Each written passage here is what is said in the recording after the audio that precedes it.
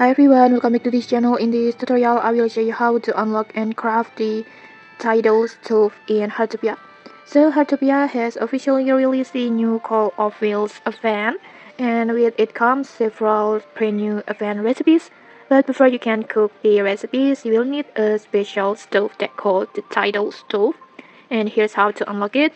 First, just head over to the Whalefall Canyon like this, and then next just commit NPC Masimo, this one, and then after that just talk to him, and then in here just tap on the new taste in town quest like this, just tap on it, just tap on leave it to me, and just like that you will immediately receive the Tidal Stove furniture, this one furniture recipe, and then you will get the 2 food recipes like this, and then next just learn all like this.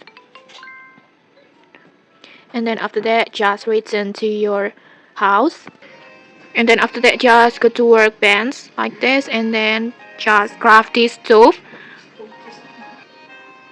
this Tidal Stove. And then after that in here you need stone, quality timber, and then pearl oyster material pack. And then next just adjust the amount that you want to craft, and then just simply tap on craft, then just tap on hold to continue like this, and then just like that you will successfully craft the Tidal Stove.